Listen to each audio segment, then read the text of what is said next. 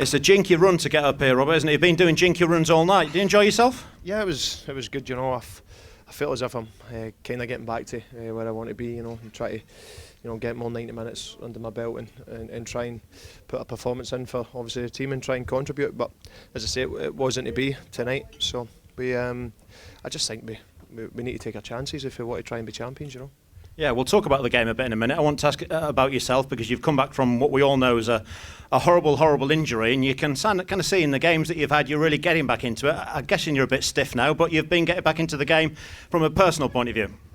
Yeah, it's obviously going to be like that, and it's hard because I've not had a pre-season. I'm 20 odd games behind. The lads, so I feel as if I just need to keep trying. Obviously to get 90 minutes and try and get that fitness and try and get your sharpness back. There's certain stages obviously tonight where you're obviously driving at the full back, and that's what obviously the manager wants you to do, and on another day we could have maybe nicked a 1-0 there. Great to watch you doing that tonight, I have to say. I'm sure everybody would agree here. And your work rate, we haven't seen that much of you obviously, but your work rate's outstanding. That's obviously a part of your game. Yeah, well, I try and work hard for the team. That's what you need to do. There's many wingers, and you see, not just the fans, but your teammates would get frustrated for you if you don't work hard. If it's not gone obviously well for the team, obviously like tonight. So I think you need to work hard. That's first and foremost. And sometimes when I get in those areas, I'm probably a bit tired, to try and go at them. But that's part and parcel of the game. You need to roll your sleeves up and be ready for a fight, especially in a Yorkshire derby. Yeah, absolutely. Tell us a bit about the game tonight. Well, I think the first half they had little glimpses of why they're up there, and we had a chance. I had a chance myself, and I just think we weren't really as fluent as we are away from home, which is quite weird. Some teams are coming here and they're playing 5 across the midfield and making it difficult for us at times. So it's up to us to do better. Simple as that. If we want to be champions, we need to try and we need to first and foremost we need to win the game.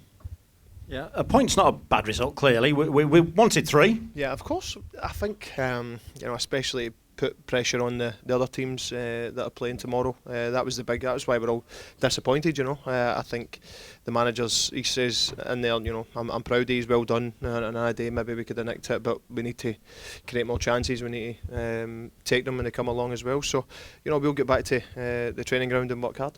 What did you make of Sheffield Wednesday? Did they have any surprises for you tonight? We knew Hooper and Forestieri was probably the main dangers. Little Bannon in midfield. We knew they were going to show glimpses, but other than the shot that hit the crossbar, I don't think they had anything, to be honest. So, it's one of those days. It's very frustrating as a footballer because you put obviously a lot of effort into the game, and now it's no good for the neutrals, is it? No, we at the post too as well. There were the odd chance or 3. You created a little bit yourself, as you said. You mentioned Forestieri there. It was a bit unfortunate maybe getting sent off. Michael Dawson looked like he was apologising. We have to see the replay, but it's an interesting one. I thought he should have been sent off before it for diving, to be honest. Simple. You should have been sent.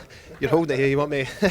Yeah, no, tell us, absolutely, we love it, that's no problem. Well, I was saying to the referee the first half that he was conning him basically for free kicks. So, if I was a ref, I'd have sent him off in the first half. I think you should be ref our games, Robert, that'd be fine. Good 4 aside. Yeah, absolutely. Manager wasn't unhappy, obviously. He said well done and well played. It was a hard-working performance from, actually, to be fair, from both teams. Well, I think, to be honest, he says, at the start of the game they were going to do that. It won't be, you see Brighton at home, they want to go forward, and we're getting that this season that teams are coming here and because they're obviously top of the league and they're frustrating us. And the last 2 home games has been very frustrating.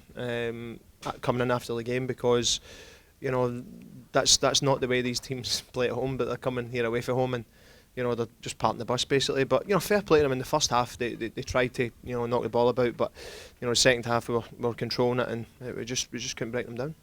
Just finally, what is the confidence level in the squad, in the dressing room, as far as promotion is concerned? Is it going to happen?